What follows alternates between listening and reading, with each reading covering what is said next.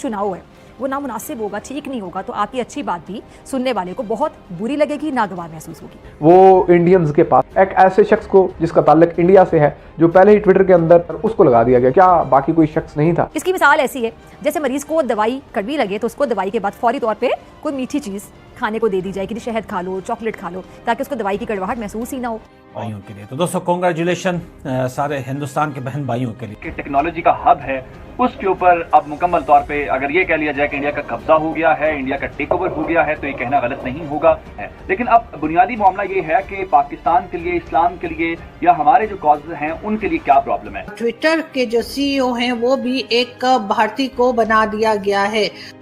Media company Twitter को अब एक नया सीईओ मिला है और भारत के लिए ये खबर इसलिए खास है क्योंकि ट्विटर के नए सीईओ पराग अग्रवाल भारतीय हैं,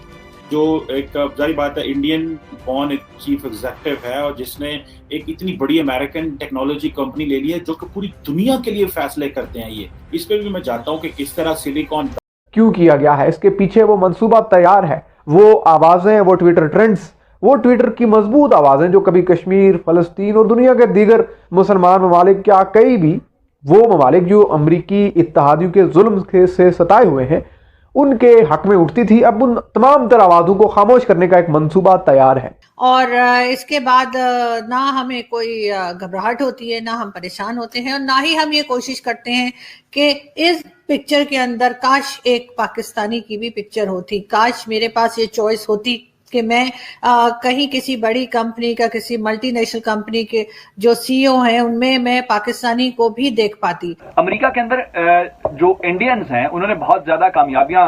हासिल की हैं और वो कामयाबियां ये हैं कि चूंकि ये इंफॉर्मेशन और टेक्नोलॉजी का दौर है और इस वक्त जिसको इंफॉर्मेशन और टेक्नोलॉजी के अंदर बढ़तरी हासिल हो, इसका मतलब ये है कि वो दुनिया को टेक ओवर करने जा रहा है। इंडियंस के अंदर ये चीज हमें माननी पड़ेगी कि वो यहां से उठ के जो अमेरिका के अंदर गए हैं, वहां पे सिलिकॉन वैली के अंदर उन्होंने अपनी कामयाबी को और अपनी महारत को मनवाया है, जिसके बाद अब वो वहां पे जितनी टॉप टेक्नोलॉजी या सोशल मीडिया कंपनीज हैं उनके सीईओज या हेड्स के तौर पे वो सामने आ रहे हैं, जिसको लेके अब आज सारा जो है इंडिया की कामयाबी के तौर पे है। अगर ये देखा जाए Google, Microsoft, YouTube, Facebook, Twitter मुकम्मल तौर पे इस वक्त में इंडियन असर रसूख के अंदर दिखाई दे रहे हैं। और ये बहुत बड़ी खबर समझी जा रही है कि एक यंग लड़का, जस्ट 37 इयर्स का लड़का इस वक्त ट्विटर, और वो इंडिया से है अबव ऑल। So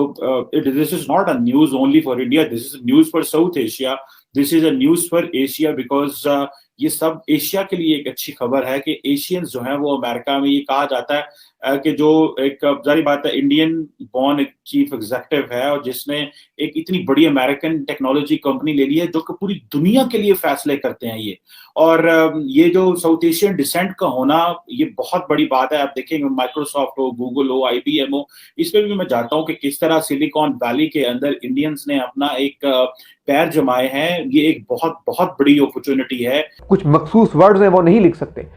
आप कश्मीर के बारे में कुछ खुलकर नहीं लिख सकते, फलस्तीन के बारे में खुलकर नहीं लिख सकते। अगर आप लिखेंगे आपको रिस्ट्रिक्शंस लग जाएंगी, आप पर पाबंदियां लग जाएंगी, अकाउंट सस्पेंड हो जाएगा। तो ये सब क्यों हो रहा है? बिलखुसूस कश्मीर के मामले पर आपके सामने है कि बिलखुसूस गूगल और फेसबुक दो ऐसे प्लेटफॉर्म जिनके साउथ एशिया रीजन की जो तमाम तर मॉनिटरिंग, तमाम तर चीज़ें हैं वो इंडियंस के पास हैं, क्योंकि इंडियंस इस वक्त अब ट्विटर पर ही नहीं आ गए एक बड़ी एडमिनिस्ट्रेटिव पोस्ट पर, बल्कि इससे पहले हमने देखा था कि IBM, माइक्रोसॉफ्ट और सिलिकॉन वैली जो एक नंबर इदारा है अमेरिका के अंदर जहां तमाम तर IT प्लेटफॉर्म्स हैं, सोशल मीडिया प्लेटफॉर्म्स हैं, उनके हेड ऑफिस मौजूद, तमाम तर हेड ऑफिस में इंडियन बैठे हुए। लेकिन ऐसा नहीं है, क्योंकि जाहिर है हमने जो नमूने इजाद किए हैं या हमने जो नमूने क्रिएट किए हैं वो ये हैं, हाफिज सईद हो गया, सलाउद्दीन हो गया और इसी तरह के कई नाम आप सब जानते हैं, साद रिजवी है, चाहे जैद हामिद की हम बात करें जो बार बार इंडिया पे हमले की बात करते हैं, जो बार बार जंगों की बातें करते हैं, और बाकी ये टेररिस्ट, इनको कौन नहीं जानता, आप सभी जानते हैं। तो ये एक बहुत बड़ा डिफरेंस है हिंदुस्तान और पाकिस्तान में। और बहुत से भारतीय जो हैं वो जब जाते हैं अमेरिका, कनाडा या किसी भी यूरोपियन कंट्री में, बड़ी बड़ी जॉब्स उनको मिल जाती हैं और उनकी जॉब जो है वो जाहिर है उनकी एजुकेशन की वजह से, उनके एजुकेशन फील्ड में जो सक्सेस है उसकी वजह से मिलती है। और जब हम पाकिस्तान की बात करते हैं तो हमारे पास इस तरह के नमूने होते हैं। लेकिन उसके बाद हमें कोई शर्मिंदगी नहीं है, क्योंकि जाहिर है जो मदरसे यहाँ पे चल रहे हैं, जिस तरह से मदरसों में पढ़ाया जा रहा है, तो वो मदरसे जो हैं वो सीओज नहीं निकालते, वो मदरसे कोई इंजीनियर और साइंटिस्ट नहीं निकालते, वो इसी किस्म के जिहादी और इसी किस्म के जो नफरत लेके बाहर घूम रहे होते हैं, इस किस्म के लोगों को निकाला जाता है उन मदरसों से। जो पॉलिटिकल सेंट्रल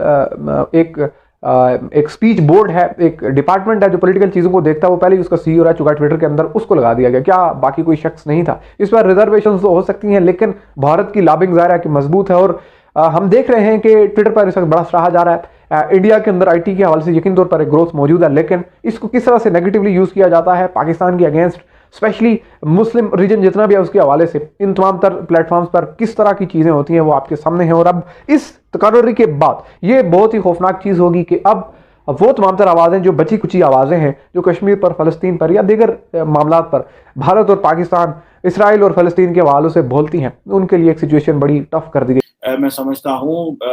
जैसे कि फॉर एग्जांपल फेसबुक है वो भी ऑब्वियसली वो देखती है इंडिया को बड़े केयरफुली, कि इंडिया की जो मार्केट है तकरीबन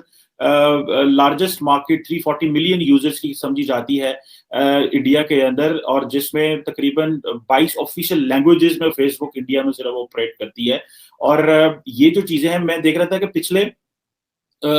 इंडिया में इंटरनेट यूजर जो है वो तो 825 मिलियन है, 825 मिलियन यूजर्स हैं इंडिया में, जिसमें से 340 मिलियन तो मैंने बताया फेसबुक यूजर्स हैं। और सिर्फ 2020 में इंडिया के अंदर 78 मिलियन इंडियंस ने सोशल मीडिया ऐप फेसबुक इस्तेमाल की, और उसके साथ इंस्टाग्राम और व्हाट्सएप भी अटैच है। तो जो क्वेश्चन मैं आपको बताना चाह रहा हूँ, जो बात मैं करना चाह रहा हूँ, that is how Indians are taking over the tech brands. ये एक बहुत बहुत बड़ा जो है वो एक डेवलपमेंट है, और ये that gives so much soft power to India, और ये एक ब्रांडिंग है मैं समझता हूँ ये, और ये साउथ एशिया के लिए भी एक अपॉर्चुनिटी है। यहाँ के जो लोग हैं पाकिस्तान से, बांग्लादेश से, बाकी ममालिक से, उनके लिए भी एक अपॉर्चुनिटी है कि if the Indian youth can do why they can't do. So ये जो चीजें मैं समझता हूँ कि इसी तरह अगर आप देखें कि